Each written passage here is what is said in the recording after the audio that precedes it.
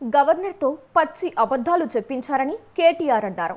అసెంబ్లీలో గవర్నర్ జిష్ణుదేవ్ వర్మ ప్రసంగంపై ఆయన విమర్శలు చేశారు.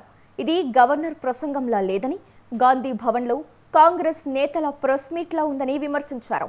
గవర్నర్ ప్రసంగంలో కొత్త విషయాలు చెబుతారనుకున్నామని, రైతులకు భరోసా ఇస్తారని అనుకున్నామని తెలిపారు. 20 నుంచి 30% మించి రుణమాఫీ జరగలేదని కేటీఆర్ అన్నారు. 4.5 లక్షల కోట్ల రూపాయలు తెలంగాణలోని 70 లక్షల మంది రైతులకు ఇవ్వడం వల్ల ఇవాళ భారతదేశంలో తెలంగాణ వరిధాన్యం ఉత్పత్తిలో నెంబర్ 1 అయ్యింది. కానీ ఇవాళ గవర్నర్ గారి ప్రసంగంలో ఏం చెప్పుకుంటున్నారు? భారతదేశంలోనట రేవంత్ రెడ్డి ఉద్దారకం వల్ల తెలంగాణ నెంబర్ 1 అయిందట వరిధాన్యం ఉత్పత్తిలో. ఏది సంవత్సరం 14 నెలల్లో నువ్వు పంటలు ఎండబెట్టడం వల్ల, రైతు బంధు ఇవ్వకపోవడం వల్ల, కరెంటు అస్తవ్యస్తం చేయడం వల్ల, రైతుల ఆత్మహత్యల వల్ల వరిధాన్యం ఉత్పత్తి పెరిగిందా? సిగ్గన్నా ఉండాలి మాట్లాడడానికి, ప్రభుత్వానికి కనీసం సోయన్నా ఉండాలి. ఇవాళ లక్షల ఎకరాల్లో పంటలు ఎండిపోతుంటే కనీసం ఓదార్చడానికి ఒక మంత్రి దిక్కులేడు, కనీసం ఒక కాంగ్రెస్ ఎమ్మెల్యే లేడు. ఊళ్ళల్లో పోతే కాంగ్రెస్ ఎమ్మెల్యేని తరిమి కొడుతున్నారు. ఏది రైతు బంధు, ఏది రుణమాఫీ, ఎక్కడ తెచ్చిండ్రు మీరంతా అని చెప్పి ఊళ్ళల్లో ఇవాళ తరిమి కొడుతున్న పరిస్థితులను దాచిపెట్టే ప్రయత్నం గవర్నర్ గారి ప్రసంగం ద్వారా చేసిన మాట. 1.5 కోట్లు, 1,62,000 కోట్లు అప్పు చేసి ఒక్కటంటే ఒక్కటి కూడా పథకాన్ని ప్రారంభించని ఒక అసమర్థ ప్రభుత్వం రేవంత్ రెడ్డి ప్రభుత్వం. కేవలం కుంభకోణాలు, 20% కమిషన్లు, 30% ల్యాండ్ డీల్స్. నా మాట కాదు, కాంగ్రెస్ ఎమ్మెల్యేలు చెప్తా ఉన్నారు. 30% కమిషన్ ఇస్తేనే మా మంత్రులు పనిచేస్తారు, 20% కమిషన్ ఇస్తేనే బిల్లులు వస్తాయి అని ఇవాళ స్వయంగా కాంగ్రెస్ ఎమ్మెల్యేల నోటంబడ వస్తున్న మాటలు, కాంట్రాక్టర్లు సెక్రటేరియట్లో ధర్నాలు చేస్తున్న పరిస్థితి. ఈ దుస్థితి గురించి గవర్నర్ గారు ఏమన్నా చెబుతారేమో. అవినీతి రహితంగా ప్రభుత్వాన్ని నడిపే ప్రయత్నం చేస్తాము.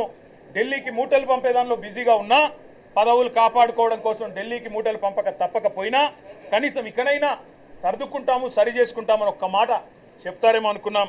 దాని ప్రస్తావన లేదు. ఒక్క గ్యారంటీ లేకుండా, ఒక్క గ్యారంటీ అమలు చేయకుండా, 420 హామీల్లో కనీసం ఒక్క హామీ అమలు చేయకుండా, ఇవాళ ఒక్క కొత్త ప్రాజెక్టుకు ఇటుక కూడా పెట్టకుండా 1,62,000 కోట్ల అప్పు చేసినందుకు గవర్నర్ గారు ఏమైనా మందలిస్తారేమో రేవంత్ రెడ్డి గారిని అనుకుంటే, మరి అక్కడ కూడా గాంధీ భవన్లో ఒక కార్యకర్త చేసే ప్రసంగం లాగా ఇవాళ గవర్నర్ గారి ప్రసంగం సాగింది. ఒక మాటలో చెప్పాలంటే తెలంగాణలో మా పిల్లలకు అర్థమైంది నేను చెప్తే. ఈరోజు నిజానికి తెలంగాణలో ఉన్న పరిస్థితికి సావుడప్పు కొట్టాలి, కానీ పెళ్లిలో డీజే కొడతారు చూడు, ఆ డీజే కొట్టినట్టు ఈ ప్రసంగం డబ్బా కొడుతూ గవర్నర్ గారు ఇవాళ రేవంత్ రెడ్డి ప్రభుత్వం ఏదో ఉద్ధరించింది. ఏం ఉద్ధరించింది? ఎవరిని ఉద్ధరించింది? నేను ఒక్క మాట అడుగుతా ఉన్నా. దావోస్లో 1,79,000 కోట్ల ఇన్వెస్ట్మెంట్లు అని గవర్నర్ గారు నోటెంబడం మళ్ళొక్కసారి పచ్చి అబద్ధం చెప్పించారు. పోయిన సంవత్సరం మీరు చెప్పిన 40,000 కోట్లలో 40 పైసలు వచ్చినాయా? దమ్ముంటే రేపు ప్రభుత్వం శ్వేతపత్రం ప్రవేశపెట్టాలని చెప్పి మేము డిమాండ్ చేస్తూ ఉన్నాం బడ్జెట్ సమావేశాల్లో. పోయిన సంవత్సరం జనవరి 2024లో మీరు చెప్పిన 40,000 కోట్ల పెట్టుబడులు దావోస్ నుంచి 40 పైసలన్న వచ్చినాయా? దమ్ముంటే, ముఖ్యమంత్రికి చిత్తశుద్ధి ఉంటే ప్రవేశపెట్టండి శ్వేతపత్రం. మీ అన్నదమ్ములతో మీరు కుదుర్చుకున్న కాంట్రాక్టులు కాదు. స్వచ్ఛ బయో అనే కంపెనీ పెట్టి అనుముల జగదీష్ రెడ్డి అని రేవంత్ రెడ్డి గారి సోదరుడే 1000 కోట్ల పెట్టుబడి పెడుతున్నట్టు బిల్డప్లు ఇవ్వడం కాదు ఇవాళ పెట్టుబడులు తేవడం అంటే. ఇవాళ తెలంగాణ నుంచి పెట్టుబడులు తరలిపోతున్నాయి, ఇది వాస్తవం. కేయిన్స్ అనే సంస్థ మేమానాడు కష్టపడి మైసూరు నుంచి పట్టుకొస్తే 3,700 కోట్ల పెట్టుబడి ఇవాళ సెమీ కండక్టర్ పరిశ్రమ గుజరాత్కు తరలిపోయింది, దొలేరాలో పెట్టుబడి పెట్టింది.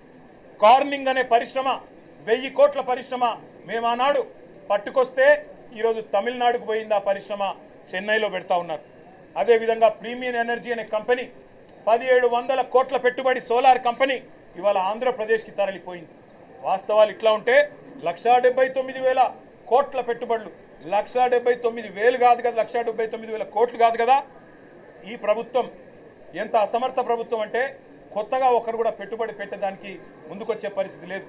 వీళ్ళ ఆర్ఆర్ ట్యాక్సులు, వీళ్ళ కమిషన్లు, వీళ్ళ దాడికి తట్టుకోలేక నిర్మాణ రంగం కుదేలైపోయింది. రియల్ ఎస్టేట్ మొత్తం అస్తవ్యస్తం అయిపోయింది. ఇప్పటికే నిర్మాణ రంగం పూర్తి స్థాయిలో పడిపోయిన పరిస్థితి. ఇంకోవైపు ప్రభుత్వమే స్వయంగా చెప్తా ఉంది ఇప్పటి వరకు తమ ఫిస్కల్ టార్గెట్లు రీచ్ కావడం లేదని బడ్జెట్లో కూడా చెప్తారని అనుకుంటా ఉన్నాం.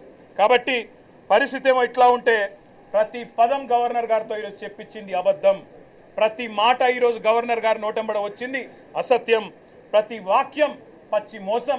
మరి మోసం చేసింది ఇవాళ తెలంగాణ ప్రజల్ని మాత్రమే కాదు, గవర్నర్ గారిని కూడా ఈ రాష్ట్ర ప్రభుత్వం మోసం చేసింది, గవర్నర్ గారిని కూడా అవమానించింది. ఇంకొక మాటలో చెప్పాలి అంటే దశ దిశ ఏదీ లేని కేవలం ఒక డబ్బాలో గులకరాళ్ళే చూపితే ఎట్లా అయితే సౌండ్ వస్తుందో అట్లాంటి అది పరిస్థితి తప్ప